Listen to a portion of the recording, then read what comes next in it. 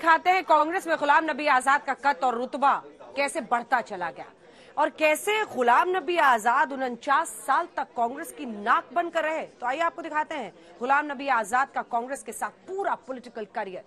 1973 में पहली बार गुलाम नबी आजाद भालेसा में ब्लॉक कांग्रेस कमेटी के सेक्रेटरी बने।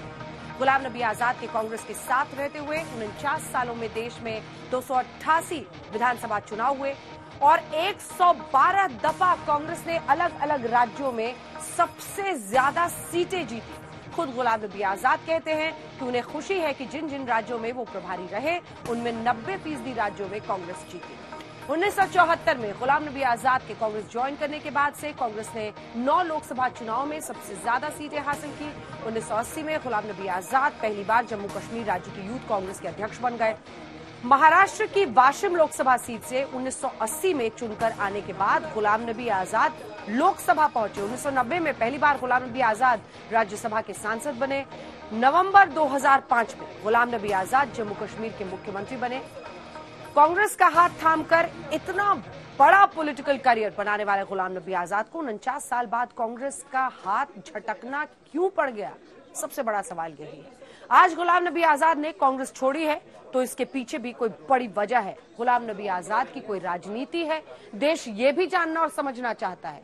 तो आइए अपनी स्पेशल रिपोर्ट के जरिए जरा आपको दिखाते हैं कि गुलाम नबी आजाद का आगे का प्लान क्या है।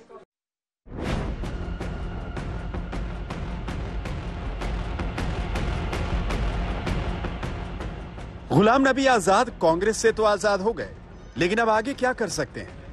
क्या गुलाम नबी आजाद बीजेपी के साथ जा सकते हैं? क्या गुलाम नबी आजाद जम्मू कश्मीर में अपनी अलग पार्टी बनाएंगे? क्या जम्मू कश्मीर में बीजेपी और गुलाम नबी आजाद के बीच राजनीतिक समझौते की संभावना है? क्या गुलाम नबी आजाद जम्मू कश्मीर में अपने स्तर पर बड़ा संगठन खड़ा करने जा रहे हैं? प्रधानमंत्री मोदी ने जिस तरह गुलाम नबी आजाद की तारीफें की हैं, उसका क्या मतलब है? आइए सुनते हैं आज तक के साथ एक्सक्लूसिव बातचीत में गुलाम नबी आजाद अपने आगे के प्लान पर क्या कह रहे हैं। जम्मू जरूर जाऊंगा, हाँ, जम्मू कश्मीर भी जाऊंगा, जम्मू भी जाऊंगा, जम्मू का अकेले क्यों जाऊं? और ये कहा जा रहा है कि आप अपनी पार्टी बनाएंगे। देखो जम्मू कश्मीर में तो मेरा यूनिट बनेगा, दैट इज निश्चित। हाँ, बाकी नेशनल लेवल पे देखेंगे। बीजेपी में जाने की बात हो रही है तो वो क्या सही है या गलत है? वो तो हमारे एडवर्सरीज 3 साल से बता रहे हैं। हाँ, हमारे एडवर्सरीज ने तो हमको प्रेसिडेंट वाइस प्रेसिडेंट भी बना दिया था। पर ऐसा नहीं है, आप ऐसा नहीं है, कोई बीजेपी नेता ने आपको फोन नहीं किया? नहीं, वो क्यों करेंगे? I am not in BJP. अब गुलाम नबी आजाद के कांग्रेस छोड़ने के मायने समझिए। आने वाले कुछ महीनों में जम्मू कश्मीर में विधानसभा चुनाव है। चुनाव आयोग की तरफ से चुनावों की तैयारियां शुरू की जा चुकी हैं। इस लिहाज से गुलाम नबी आजाद का इस्तीफा कांग्रेस के लिए तगड़ा झटका माना जा रहा है। कहा जा रहा है कि गुलाम नबी आजाद अपने बेटे सद्दाम के साथ मिलकर नई राजनीतिक पारी शुरू करेंगे। राजनीतिक विश्लेषकों का मानना है कि गुलाम नबी आजाद की कश्मीर में पकड़ का फायदा बीजेपी को जबरदस्त रूप से मिल सकता है। ये अलग बात है कि चुनाव भले ही बीजेपी के सिंबल पर ना लड़ा जाए, लेकिन बीजेपी और गुलाम नबी आजाद के बीच राजनीतिक समझौते की संभावनाएं काफी है। मैं जब यूनिवर्सिटी का इलेक्शन लड़ता था तो हमारे कश्मीरी पंडित लड़के हुई या लड़कियां सबसे ज्यादा वोट मुझे 100% मिलते थे। मैं 99 भी नहीं कहूं। दोस्त हैं आज वो बिखरे हुए। मुझे बहुत अफसोस होता है जब मैं उनसे मिलता, अपने क्लासमेट्स। ये उन कश्मीरी मेरे भाई पंडितों के नाम जिनके जो घर से बेघर। हम आपको बता दें कि गुलाम नबी आजाद जम्मू कश्मीर के मुख्यमंत्री रह चुके हैं। धारा 370 के खात्मे के बाद से ही जम्मू कश्मीर में राष्ट्रपति शासन चल रहा है।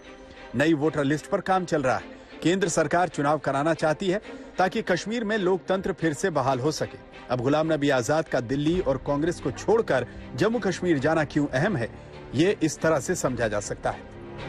प्रधानमंत्री मोदी खुद गुलाम नबी आजाद की कश्मीर के मुख्यमंत्री के तौर पर तारीफ कर चुके हैं। गुलाम नबी आजाद कह चुके हैं कि वो जम्मू कश्मीर से आतंकवाद के खात्मे की ख्वाहिश रखते हैं। गुलाम नबी आजाद कहते हैं कि उन्हें कश्मीरी पंडितों का सबसे ज्यादा वोट मिला था।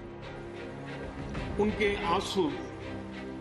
संसद में गुलाम नबी आजाद के विदाई समारोह में प्रधानमंत्री मोदी बहुत ज्यादा भावुक हो गए थे। कश्मीर में गुजरात के लोगों पर आतंकी हमला हुआ था और काफी लोग मारे गए थे। जिस तरह से गुलाम नबी आजाद ने कश्मीर में मुख्यमंत्री रहते हुए इस घटना पर चिंता जाहिर की, उसे सुनाते हुए प्रधानमंत्री मोदी के आंसू निकल आए थे। एयरपोर्ट से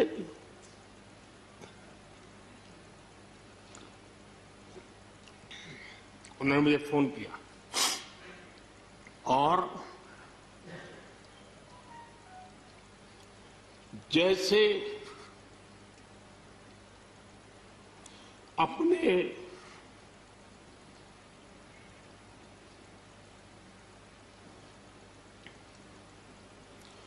परिवार के सदस्य की चिंता करें,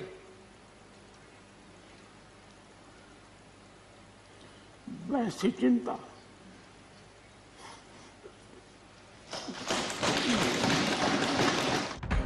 कांग्रेस से गुलाम नबी आजाद के इस्तीफे के बाद दिल्ली में जम्मू कश्मीर के बीजेपी नेताओं की बैठकें शुरू हो गई हैं और गुलाम नबी आजाद के इस्तीफे की टाइमिंग सबको चौंका रही है। दिल्ली से मौसमी सिंह के साथ सुनील जी भट्ट, जम्मू आज तक।